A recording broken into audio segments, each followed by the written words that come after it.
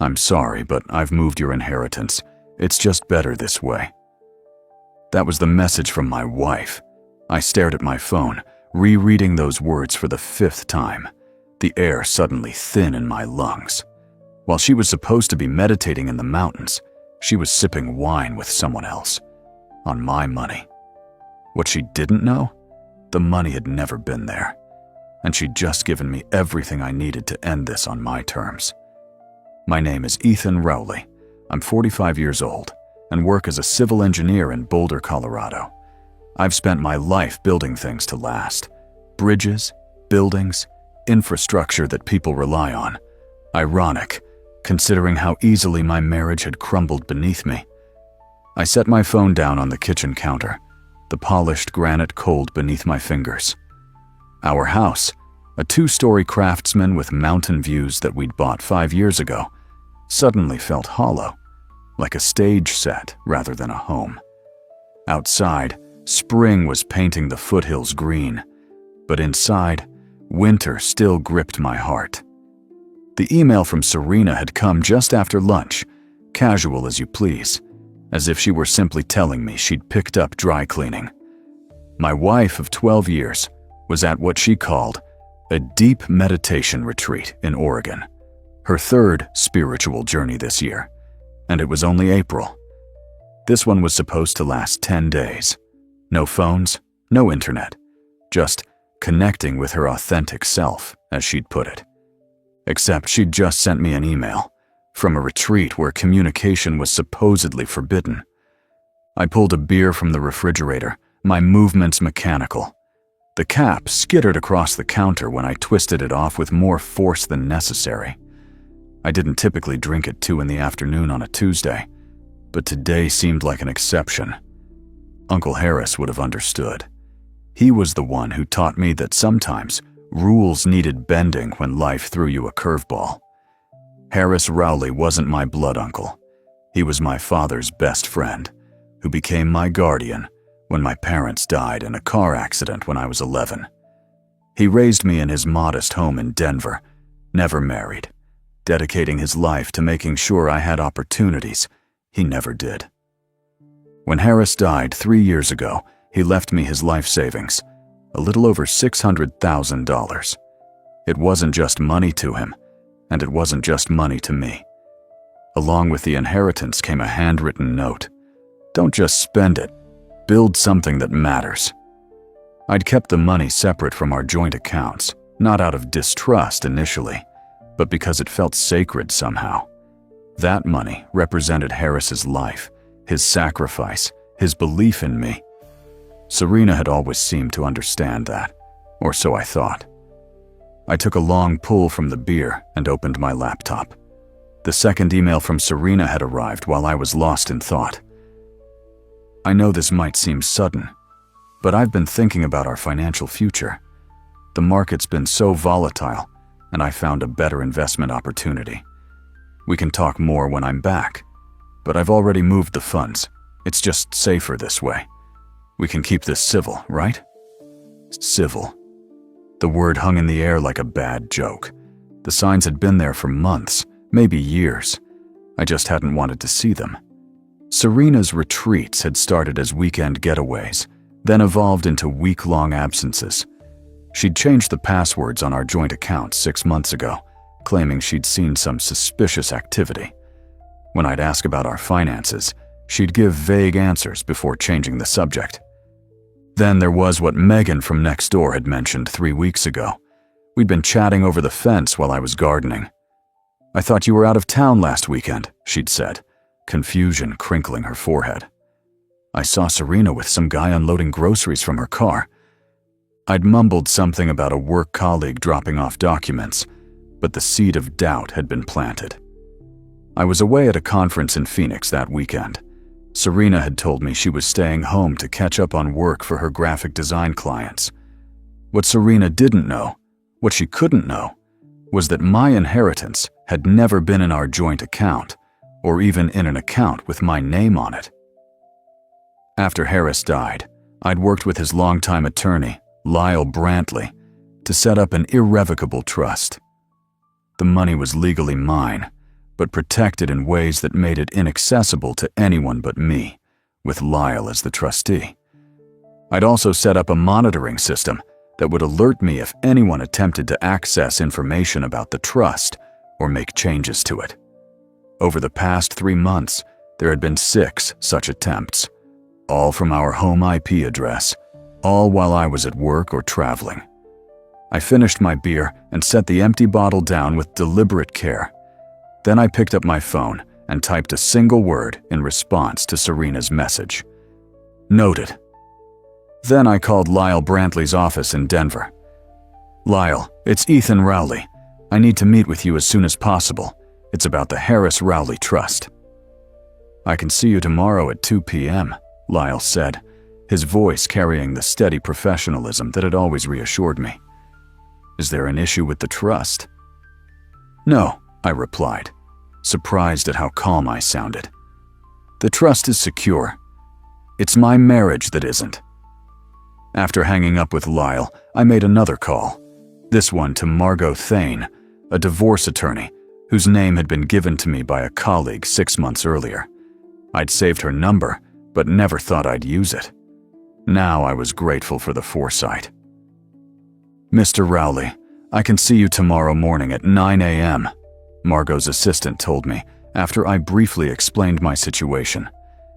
Please bring any financial documents you can access, as well as any communications regarding your inheritance. I spent the next hour compiling everything I had: bank statements, trust documents, emails from Serena about finances over the past year. I also found something interesting in our shared Google Drive, screenshots of what appeared to be my bank account information, saved in a folder labeled ER Finances. I hadn't created that folder, and I certainly hadn't taken those screenshots. As I dug deeper, I discovered a trail of money transfers from our joint account to an account at Riverstone Credit Union in Eugene, Oregon. Small amounts at first, $500 here, $1,000 there, dating back almost a year. Then larger sums in recent months. In total, nearly $75,000 had been siphoned from our joint savings. But the most damning piece of evidence was a rental agreement I found, signed 2 months ago, for an apartment in Eugene.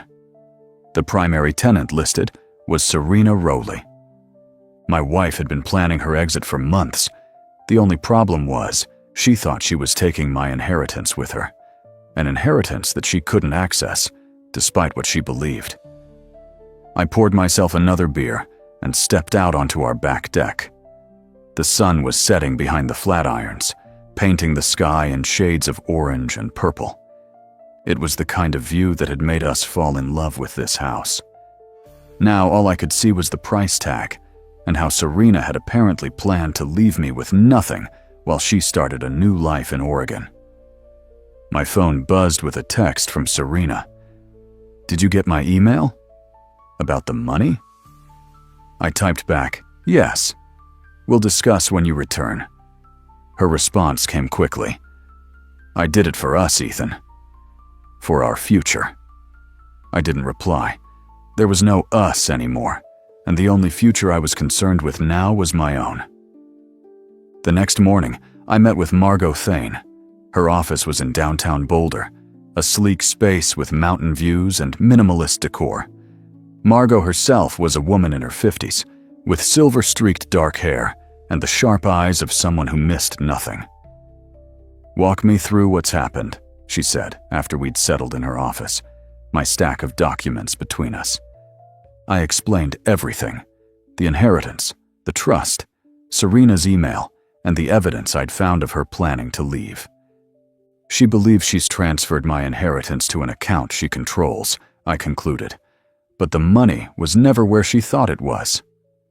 Margot nodded, making notes. "That's actually very fortunate for you, legally speaking. She's demonstrated clear intent to misappropriate your separate property, the inheritance. The fact that she failed doesn't change the intent." She looked up from her notepad. "When is she supposed to return from this retreat?" "Sunday evening," I said. 5 more days. "Good. That gives us time to prepare. I'd like to file for divorce immediately, citing financial misconduct and abandonment. We'll request an emergency hearing regarding the financial aspects. Given the evidence you've provided, I believe we can convince a judge to freeze your joint assets pending resolution." I nodded, a strange numbness settling over me. "What about the money she's already transferred to Oregon?" "We'll include that in our complaint and demand its return. The paper trail is clear. She moved joint funds without your knowledge or consent. That's actionable." By the time I left Margot's office 2 hours later, the wheels were in motion. I would be filing for divorce that afternoon, and Serena would be served with papers upon her return to Colorado, if she returned. My next stop was Lyle Brantley's office in Denver. The drive gave me time to think, to process the surreal turn my life had taken in just 24 hours. Traffic on US 36 crawled along as usual, but I barely noticed. My mind was cataloging the last year of my marriage, reinterpreting every late night, every weekend retreat, every vague answer about money. Lyle's office was in a historic building downtown, the kind of place where the elevator still had manual doors and the woodwork smelled of decades of polish. Lyle himself was in his 70s, with a full head of white hair and bow ties that had become his signature. "Ethan," he said, rising from behind his desk to shake my hand. "Sit down and tell me what's happening." I explained the situation again, showing him Serena's emails and the evidence I'd gathered. "Well," Lyle said when I finished, leaning back in his chair, "Harris would be proud of your foresight in setting up the trust the way we did. It's virtually impenetrable without your explicit consent. Has there been any activity I should know about? Any legitimate withdrawals or changes?" Lyle shook his head. "None. The trust remains exactly as it was established, with the exception of the regular investment returns. Actually, it's grown to nearly $650,000 now. And there's no way Serena could have accessed it, even if she had my personal information?" "No," Lyle said firmly. "The trust requires in-person verification with multiple forms of ID, plus the passcode only you and I know. Even if she somehow had all your documentation, she'd need to physically appear here, convincingly disguised as you, which, forgive me for saying, would be quite a feat for a woman of her stature." I almost smiled at that. Serena was 5 feet 4 inches to my 6 feet 1 inch. "So what do you think happened?" Lyle asked, folding his hands on his desk. "I think she found information about a regular investment account I have, not the trust, and assumed that's where the inheritance was kept. That account has about $50,000 in it. Significant, but nowhere near the full inheritance." "And you believe she's attempted to transfer those funds?" "Yes, but I changed the password on that account last night and contacted the bank to freeze it due to suspected fraud. They're investigating now." Lyle nodded approvingly. "You've taken all the right steps, Ethan. Legally, you're in a strong position. The trust is secure, and you have clear evidence of attempted financial misconduct." "What should I do next?" I asked. "Continue working with your divorce attorney. I'll provide any documentation needed regarding the trust." "And..." He paused, his expression softening. "Take care of yourself. Harris wouldn't want you to let this consume you." I nodded, feeling a lump form in my throat at the mention of my uncle. He always said the true measure of a person isn't how they act when things are good, but what they do when everything falls apart. "Wise man," Lyle said, and he raised a wise nephew. That evening, I returned to the empty house in Boulder. It no longer felt like home, just a valuable asset to be divided in the divorce. I walked from room to room, seeing our 12 years of marriage with new eyes. The photographs on the walls, the furniture we'd chosen together, the kitchen where we'd hosted countless dinner parties. All of it felt like props in a play that had finally reached its final act. My phone buzzed with another email from Serena. "Ethan, I noticed you tried to access the investment account. Please don't. I've moved everything to a more secure location. This doesn't have to be difficult. We can work this out when I get back. I still care about you." I didn't respond. There was nothing to say that wouldn't eventually be said in court. Instead, I opened a bottle of Harris's favorite scotch, a 12-year Macallan I'd been saving for a special occasion, and poured a glass. I raised it to the empty room. "Well, Harris, looks like I'm about to build something that matters after all. Just not what either of us expected." The next few days passed in a blur of legal meetings, financial documentation, and sleepless nights. Margot was efficient and ruthless, preparing a comprehensive case against Serena that included not just the attempted theft of my inheritance, but also the systematic draining of our joint accounts. By Friday, we'd secured an emergency hearing for Monday morning regarding the financial aspects of the divorce. The judge had already signed an order freezing all joint assets pending the hearing. I also hired a private investigator, another recommendation from my increasingly valuable professional network, to look into Serena's activities in Eugene. Within 48 hours, he'd provided me with photographs of Serena and a man entering and leaving the apartment she'd rented. They were dated from 3 different weekends over the past 2 months, all times when Serena was supposedly at retreats. The man was identified as Jason Weston, 39, a financial advisor who had been fired from his previous firm in Portland for ethical violations. The pieces were falling into place with sickening clarity. Sunday evening came, and with it, the scheduled return of my wife. I waited in the living room, a glass of water in hand, divorce papers on the coffee table. But 7 p.m. came and went with no sign of Serena. Then 8 p.m. By 9 p.m., I realized she wasn't coming home. Instead, another email arrived. "Ethan, I've decided to extend my retreat. I need more time to process everything. I know you must be confused and upset about the financial changes, but trust me, this is for the best. I'll explain everything when I return. Love, S." I forwarded the email to Margot and then called her. "She's not coming back," I said when she answered. "At least not today." "I'm not surprised," Margot replied. "Given what we know, she's likely realized that her plan didn't work as intended. We'll proceed with the hearing tomorrow as scheduled. The judge can issue orders even in her absence. And if she never comes back to Colorado? Then we'll pursue her in Oregon. Interstate divorce is more complicated but entirely doable. And given the financial aspects, we could potentially involve federal authorities for wire fraud." I thanked Margot and hung up, feeling strangely calm. The worst had happened. My wife had betrayed me in every way possible. And yet I was still standing, still thinking clearly, still planning my next steps. The hearing on Monday morning went exactly as Margot had predicted. Judge Carruthers, a stern woman with reading glasses perched on the end of her nose, reviewed our evidence and issued temporary orders, freezing all joint assets and requiring an accounting of all funds removed from joint accounts over the past 12 months. She also ordered Serena to appear at a full hearing in 2 weeks. "Mr. Rowley," Judge Carruthers said before concluding, "have you had any contact with your wife since these proceedings began?" "Only via email, Your Honor," I replied. "She was supposed to return yesterday but didn't." The judge nodded. "Ms. Thane, please ensure Mrs. Rowley receives proper notice of these proceedings and today's orders.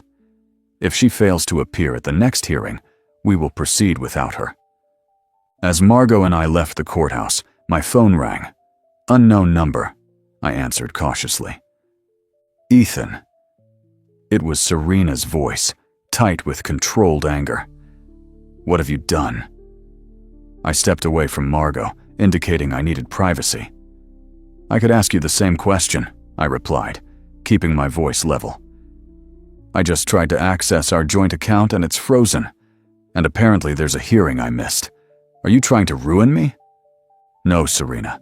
I'm trying to protect what's mine after you tried to steal it. Her laugh was bitter. Steal? It's our money, Ethan. We're married, remember? The inheritance from Harris was never our money. It was mine, held in trust. What you tried to transfer was from my personal investment account, which is now frozen due to suspected fraud. Silence stretched between us for several seconds. When she spoke again, her voice had shifted to something softer, more vulnerable. Ethan, I know how this looks, but there's an explanation. I've been going through something personal. Jason is just a friend who's been helping me sort through some things. Jason Weston? I asked, the name bitter on my tongue. Your financial advisor friend with the ethics violations? Another long pause. How do you know about Jason? I know a lot of things, Serena. I know about the apartment in Eugene. I know about the $75,000 you've transferred from our joint accounts over the past year. I know about the weekends you spent with him while telling me you were on retreats. You had me investigated? Her voice rose with indignation. That's an invasion of privacy. The absurdity of her outrage almost made me laugh. You tried to steal my inheritance, and you're concerned about privacy? That's rich, Serena. Really rich. I wasn't stealing anything, she insisted. I was protecting our assets. Jason showed me how vulnerable we were with the way you had things set up. He helped me create a more secure financial structure. A structure that only you control in a city where you've secretly rented an apartment. How convenient. This isn't what I wanted, she said, her voice dropping to almost a whisper. I wanted us to have a fresh start. Together. No, I replied firmly. You wanted my money for your fresh start with Jason. And when you couldn't get the inheritance, you settled for draining our joint accounts. That's not fair. Neither is theft, Serena. Neither is lying to your husband for a year while you plan your exit strategy. I took a deep breath. We have a court date in 2 weeks. Be there, or the judge will proceed without you. And Serena, bring documentation of every penny you've taken from our joint accounts. The court has ordered a full accounting. Or what? The vulnerability in her voice vanished, replaced by defiance. Or I'll file criminal charges for wire fraud. The FBI takes a dim view of transferring money across state lines for fraudulent purposes.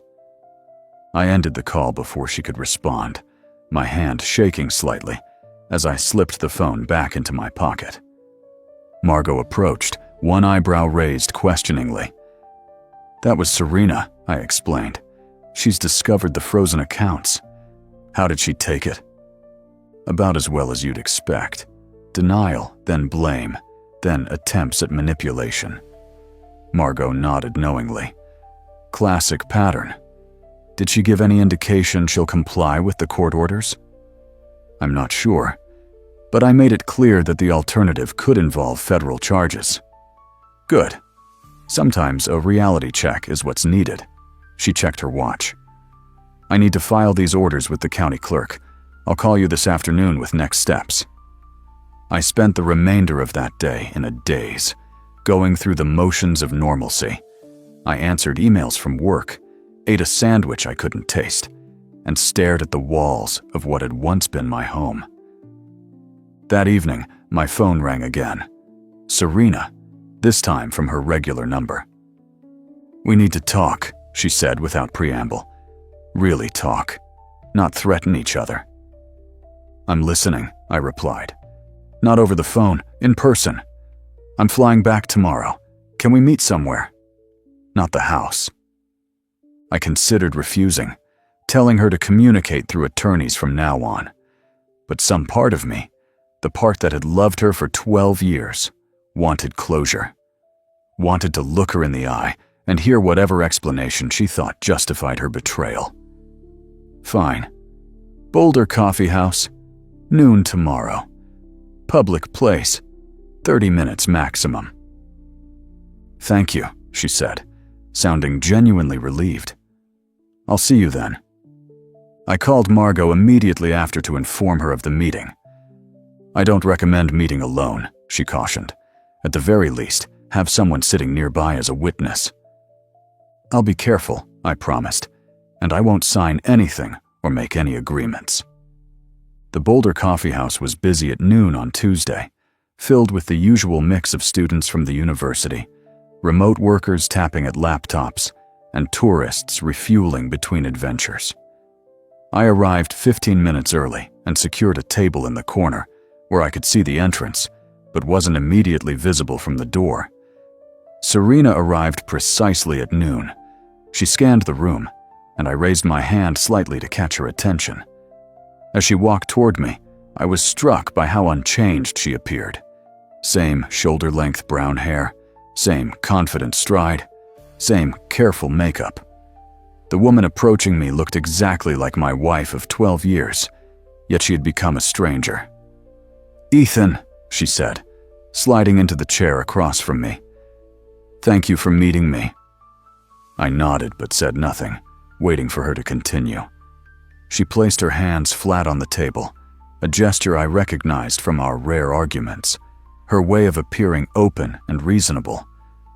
"I know you're angry, and you have every right to be, but I need you to understand that this isn't what it looks like." "What is it then, Serena?"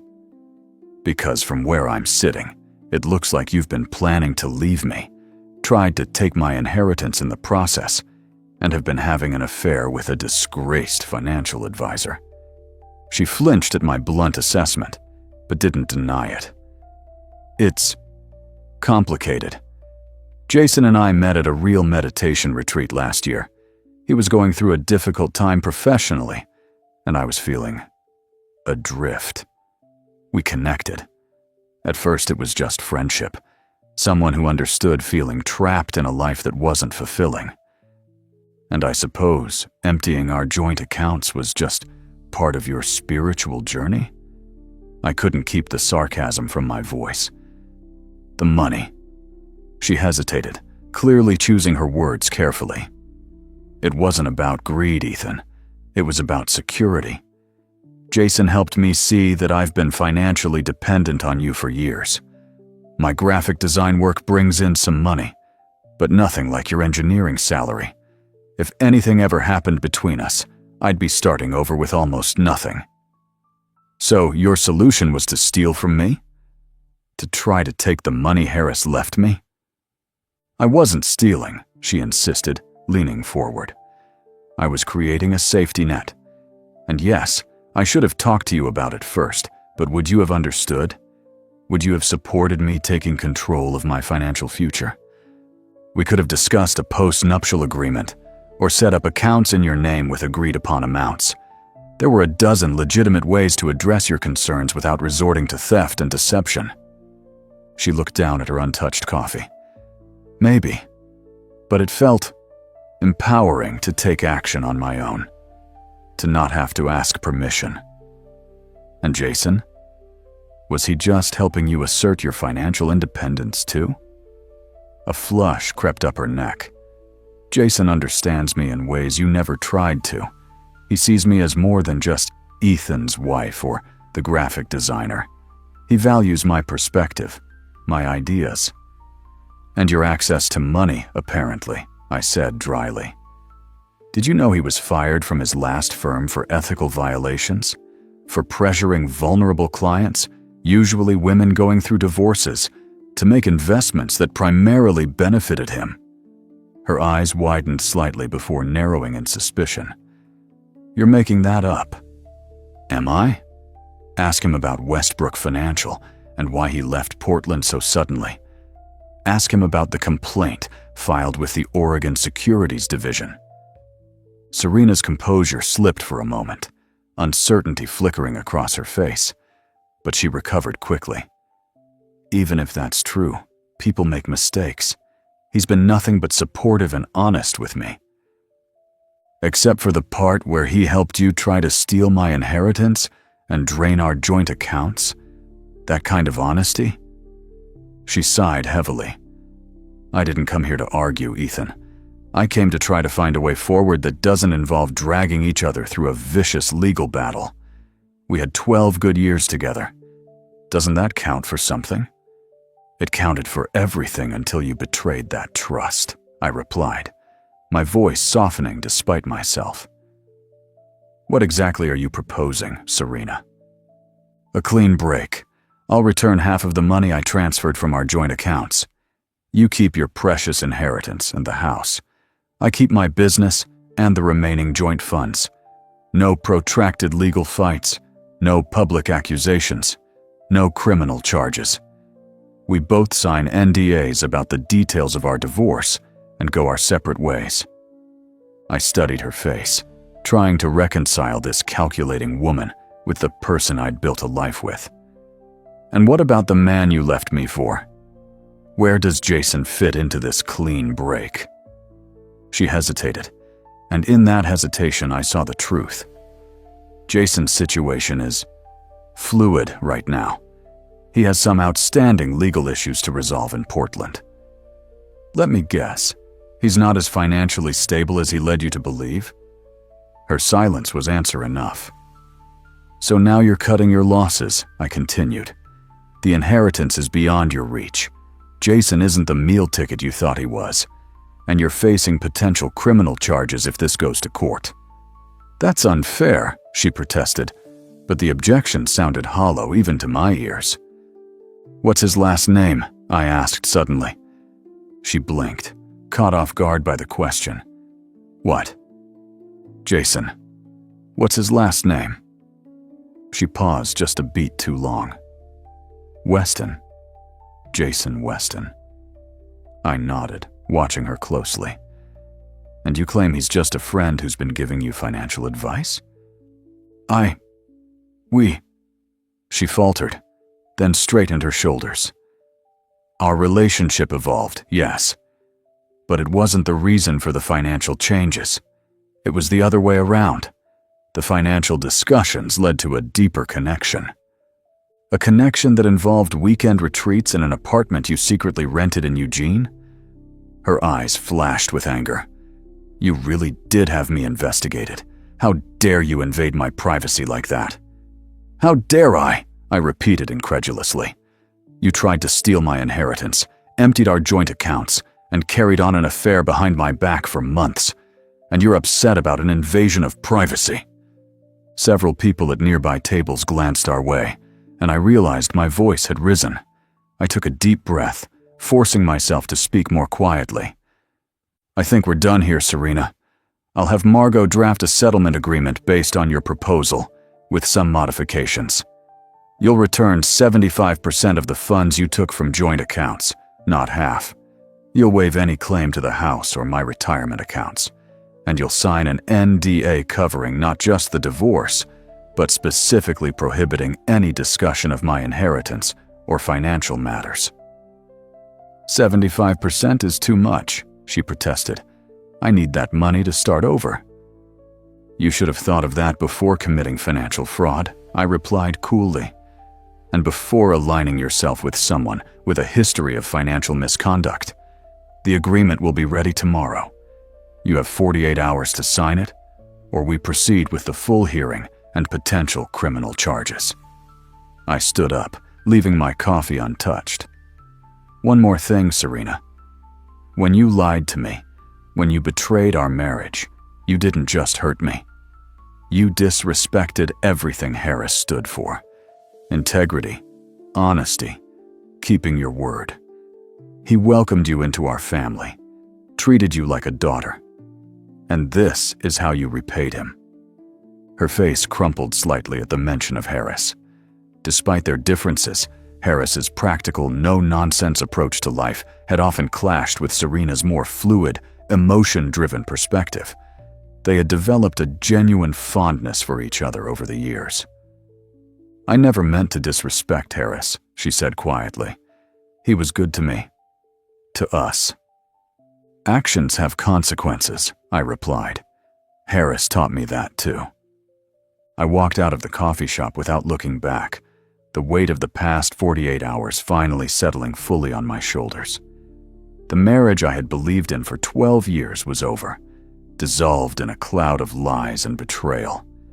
The future I had planned, retirement with Serena, perhaps finally starting the family we'd always postponed for career reasons, had evaporated like morning mist. But in its place was something else: clarity. A path forward that honored Harris's legacy and my own values. A chance to build something that truly mattered. Margot drafted the settlement agreement as promised, with terms slightly more favorable to Serena than I had initially proposed. 60% return of joint funds rather than 75%, a clean division of personal property, and mutual NDAs covering financial matters and the reasons for our divorce. "This is a good agreement for you," Margot assured me when I reviewed it in her office. "You're keeping the house, your retirement accounts, and your entire inheritance. She's returning a significant portion of the joint fund she took without authorization. And the NDA protects your privacy going forward." "What about the legal consequences for what she did?" I asked. "Shouldn't there be some accountability?" Margot leaned back in her chair, regarding me thoughtfully. "There could be. We could pursue criminal charges for wire fraud, possibly even identity theft if she accessed your accounts improperly. But ask yourself, what would that accomplish beyond public humiliation for both of you and significant legal expenses?" I considered her question seriously. Revenge had never been my motivation, despite the hurt and anger I felt. What I wanted most was to move forward with my life, to honor Harris's legacy in the way he would have wanted. "You're right," I said finally. "Let's send her the agreement. If she signs, we'll move forward without further legal action." The agreement was emailed to Serena that afternoon. Her response came less than 2 hours later. "I'll sign, but I need to retrieve personal items from the house. When can I do that?" I coordinated with Margot, who advised having a neutral third party present during Serena's visit. We arranged for her to come the following day at 10 a.m., with Margot's paralegal in attendance to ensure everything remained civil. As I prepared for Serena's visit, I gathered items I knew she would want: her grandmother's china, the art pieces she had collected over the years, photo albums from before our marriage. I placed them in the living room, neatly organized and clearly labeled. I also prepared an envelope containing all the passwords and account information she would need to access her personal accounts, email, and cloud storage, accounts that had been linked to our joint information, but would need to be separated now. When Serena arrived the next morning, accompanied by Margot's paralegal, a young woman named Lisa, I greeted them politely at the door and then retreated to my home office to give Serena space to collect her things. An hour later, there was a soft knock on the office door. "Come in," I called, saving the work document I'd been pretending to focus on. Serena entered, looking uncomfortable in the doorway of what had once been her home. She was dressed casually in jeans and a sweater, her hair pulled back in a simple ponytail. Without makeup, she looked younger somehow, more like the woman I'd fallen in love with years ago. "I've gotten everything I need for now," she said. "The rest can wait until the divorce is final." I nodded. "I put together an envelope with all the passwords and account information you might need. It's on the kitchen counter." "Thank you." She hesitated, then added, "I've signed the agreement." "Lisa has it." "Good. That's good. A clean break is better for both of us." Serena looked around the office, at the framed engineering certificates on the wall, the model bridges I'd built as a hobby, the photograph of Harris and me at my college graduation. "I'm sorry, Ethan," she said quietly. "Not for wanting independence, or even for falling for someone else. Those things happen. But for how I went about it, for betraying your trust. You deserved better." The simple acknowledgement loosened something tight in my chest. Not forgiveness, exactly, but perhaps the beginning of acceptance. "Yes, I did," I agreed. and so did you. I hope you find what you're looking for, Serena. Just be careful about who you trust to help you find it." She met my eyes directly for the first time that day. He's gone, if that matters. Jason. When I told him about the settlement agreement and that there would be no access to your inheritance, he said it wasn't worth the hassle, that he needed to focus on his legal problems in Portland. I wasn't surprised, but I took no pleasure in her pain. I'm sorry. Don't be. You were right about him. About a lot of things. She turned to leave, then paused. Goodbye, Ethan. I did love you, you know. In my way. I know. Goodbye, Serena. After she left, the house felt emptier, but somehow lighter, as if a weight had been lifted. I walked through each room, noting the small gaps where her belongings had been, the subtle changes in energy. This space was mine now, to reshape as I saw fit. But as I stood in my bedroom that evening, looking at the king-sized bed that now seemed absurdly large for just one person, I realized I didn't want to stay. This house, beautiful as it was, held too many memories, too much of a life that no longer existed. It was time for a fresh start. The divorce was finalized 3 months later, the process expedited by our signed agreement and lack of children or contested assets. By then, I had already listed the house for sale and found a small but modern apartment in downtown Boulder, walking distance from my office, and with views of the mountains that reminded me daily of why I'd chosen to build my life in Colorado. Serena returned to Oregon permanently, sending a brief email to let me know she had a new address in Portland, not Eugene, and had registered her graphic design business there. Our communication was minimal and strictly practical, focused on finalizing the last details of our financial separation. As for Harris's inheritance, it remained safely in the trust, growing steadily under Lyle's careful management. But as the pain of betrayal began to fade and my new life took shape, I found myself thinking more and more about Harris's note. Don't just spend it, build something that matters. What mattered to me now? What legacy did I want to create with the gift Harris had left me? The answer came unexpectedly during a conversation with a young intern at my engineering firm. She was brilliant, with a natural talent for structural analysis that reminded me of myself at that age. Over lunch one day, she mentioned that she'd almost not gone to college at all. Foster system, she explained with a shrug when I expressed surprise. Aged out with no family support, got lucky with scholarships, but it was close. Her words stayed with me for days afterward. How many talented young people never got the chance to develop their gifts because of circumstances beyond their control? How many potential engineers, architects, scientists never found their calling because education seemed like an impossible dream? The next day, I called Lyle Brantley. I want to use the trust to establish a scholarship, I told him, for engineering students who have been in foster care or lost their parents. Kids like I would have been if not for Harris. Lyle's voice warmed with approval. Harris would be proud, Ethan. Very proud indeed. Let's make it happen. It took 6 months of paperwork, meetings with university administrators, and legal filings. But the Harris Rowley Memorial Scholarship for Engineering Excellence was officially established at the University of Colorado. The endowment would provide full tuition and living expenses for 2 students each year, with preference given to those who had experienced parental loss or the foster care system.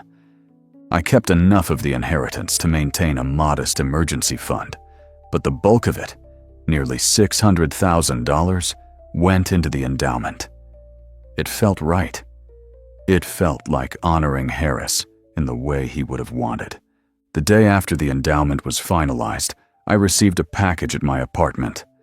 No return address, just my name and address in unfamiliar handwriting. Inside was an envelope containing a cashier's check for $21,750, the exact remaining amount Serena had agreed to return, but hadn't yet, and a brief note. For something that matters. S. No explanation. No further message. Just the money and those 5 words. I added the amount to the scholarship endowment the next day. 6 months after that, on a crisp fall morning, I stood at the edge of Boulder Creek, watching the water rush over smooth stones. The leaves were turning, painting the foothills in shades of gold and crimson. I'd taken to walking here most mornings before work, finding peace in the rhythm of moving water and the quiet companionship of fellow early risers on the path. My phone buzzed with a text from Megan, my former neighbor, who had become a closer friend since the divorce. She'd been one of the few people I'd confided in about what really happened, and her support had been unwavering. Dinner tonight. New Moroccan place downtown. I'm bringing someone I want you to meet. I smiled at the screen. Megan had been trying, subtly and not so subtly, to introduce me to various friends and colleagues for months. I'd resisted until now, not ready to open myself to that kind of vulnerability again. But standing there by the creek, watching the water find its way forward despite every obstacle, I felt something shift inside me.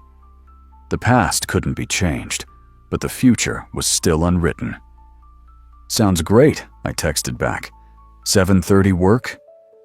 As I slipped my phone back into my pocket, I looked up at the mountains rising against the clear blue sky. Somewhere up there, I like to think, Harris was nodding in approval. I'm building something that matters, I said quietly to the rushing water, to the mountains, to the memory of the man who had saved me and shaped me. It's not what either of us expected, but I think you'd be proud. The creek continued its journey downward, constant and unchanging, yet never the same from one moment to the next. Like life itself. I took a deep breath of the cool morning air and turned back toward town, toward work, toward the future I was now building on my own terms. Not the end I had once envisioned, but perhaps the beginning I had always needed.